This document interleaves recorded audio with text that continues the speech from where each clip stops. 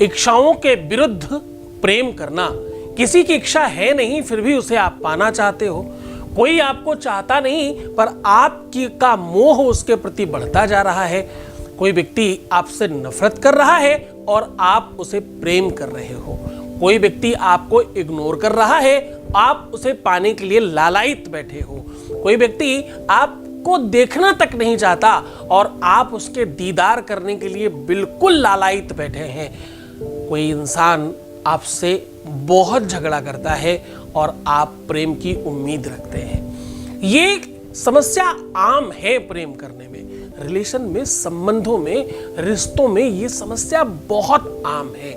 इसे कैसे ठीक किया जा सकता है, इसे कैसे सुव्यवस्थित किया जा सकता है, आज उसी बारे में बात कर रहा हूं। मैं कह रहा हूं थोड़ा सा जीरा, हाँ खाने वाला थोड़ा सा जीरा आपके अपने मन का बन सकता है हीरा, या तुम्हारे मन का जो हीरा है उसे दिलाने के लिए बहुत कारगर है जीरा।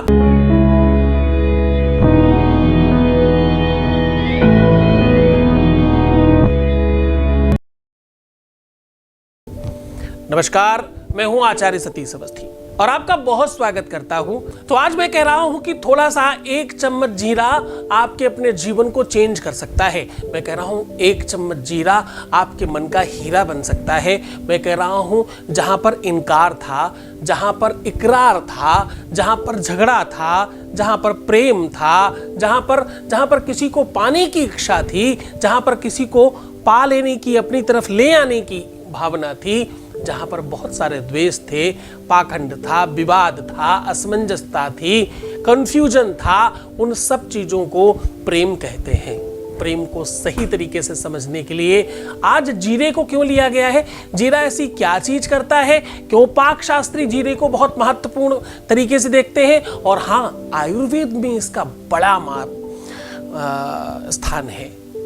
पाचन तंत्र के लिए, लीवर को अच्छा करने के लिए, स्वस्थ रहने के लिए जीरा बड़ा काम करता है। ऐसे ही आपके लव लाइफ को स्वस्थ रखने के लिए, लव लाइफ में पाचन तंत्र ठीक हो जाए, उसके लिए जीरा कैसे काम आएगा, आज उस पर पूरा विश्लेषण है। आपको पता है यहां रोज बताए हुए उपाय 1 2 4 6 10 लोगों को फायदा नहीं करते, कुछ 100 200 लोगों को भी फायदा नहीं करते, हजारों लाखों लोगों को फायदा करता है। अनुभूत प्रयोग है।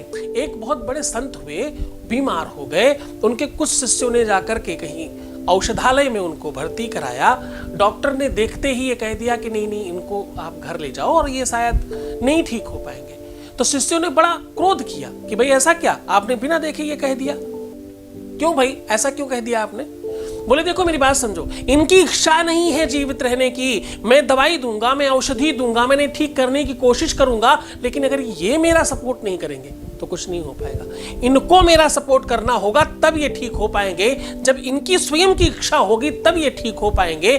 जब तक मरीज खुद अपनी मर्ज को ठीक करना नहीं चाहता, रोग प्रतिरोधक क्षमता कहीं से उपज के नहीं आती, आपके अंदर से व्याप्त होती और अंदर से जन्म लेती है।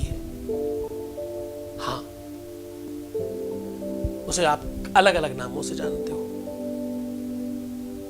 आत्मा त्वं गिरिजामति सहचरा प्राणः शरीरं ग्रहम्। आप उसे अलग अलग तरीकों से जानते हो, भाई ये प्राण है, ये शक्ति है, ये एनर्जी है, ये पावर है, और पता नहीं क्या ऑरा है, हजारों नामों से जानते हो। पर स्वीकार करो इस बात को कि भाई आप स्वयं चाहोगे तब कुछ होगा। और हाँ, अगर ऐसा नहीं है, कोई सामने वाला नहीं चाहता, स्वीकृति है ही नहीं, चाहत है ही नहीं, और वो चाहता ही नहीं है या वो चाहती ही नहीं है इस रिश्ते को कंटिन्यू करना, उसके बावजूद भी अगर आपकी इच्छा है तो सिर्फ जीरा बचा सकता है इस रिश्ते को, सिर्फ जीरा से व्यवस्थित कर सकता है। सिर्फ जीरे में वो ताकत है कि सब कुछ अच्छा हो जाए। अब क्या करना है आपको करना यह है कि एक हरे कलर के कपड़े में, ग्रीन कलर के कपड़े में 1 चम्मच जीरा बांधकर अपनी ऊपर वाली पॉकेट में रखें। अगर आप चाहते हैं कि सामने वाला व्यक्ति हर हाल में आपका गुलाम हो जाए, हर हाल में चाहिए, मतलब ये आदमी झुक के रहना चाहिए, ये व्यक्ति झुक के रहना चाहिए, ये लड़की मेरे सामने झुक के रहना चाहिए, अगर ऐसा भाव है कि कोई झुक के रहे तो देखो सकारात्मक वाला रखना, जो सच में जिससे तुम प्रेम करते हो, जिससे सच में अपने साथ रखना चाहते हो, तो ही, इसे गलत रूप में इस्तेमाल करोगे तो ये काम नहीं करेगा। ये मेरा आशीर्वाद है। अगर आप चाहते हो हर हाल में वो तुम्हारा ही हो करके हो जाए, वो प्यार तुम्हारा ही रहे, तो ये बड़ा कारगर होगा, ये बहुत स्पेशल हो जाएगा आपके लिए। तो आप ऊपर के पॉकेट में या अपने हृदय के पास में रख सकते हैं। कुछ देर तक रखना है और उसके बाद क्या करना, उसके बाद एक जल के पात्र में उसे रात भर के लिए डुबा देना है। अब आपने क्या किया, कई सारी एनर्जियों को एक साथ संग्रहित कर लिया और उसे उठा करके रात भर सोक करने के लिए छोड़ दिया। दुनिया में सबसे बड़ा स्पेशल पूजा पानी चढ़ाना है। भगवान शिव को जल चढ़ाते हैं लोग तुलसी में जल चढ़ाते हैं, लोग सूर्य को जल देते हैं। जल चढ़ाना विश्व का सबसे बड़ा पूजा है। इस पर फिर कभी बात करूंगा। उस जल में आप उसे जब डुबा के रखते हो ना, तो आप समझो स्नान करा रहे हो, अभिषेक कर रहे हो। यावत अभिषेकं क्रियान सस्यात् तावत भूमौ भविष्यति। जिस प्रकार से पृथ्वी को आसमान भिगोता है अपने प्यार में, आप उस प्रकार से भिगो रहे हो। इस भावना से रात भर उसे सोख करने दीजिए उस जल पात्र में। उसके बाद कहीं कच्ची जमीन में वो पानी डाल दें और जो आपकी पोटली है उस पोटली को बहते हुए जल में प्रवाहित कर दें। दो अलग अलग काम है। जो जल है उसे कच्ची जमीन में डाल दें। क्यों? ताकि वो सोख जाए पूरा का पूरा जमीन। यावत भूमौ समाप्स्यात्, जब तक वो पूरा पी न जाए तब तक उसे कच्ची जमीन में डाल दें और उस पोटली को जो आपने बनाया है उसको बहते हुए जल में प्रवाहित करें।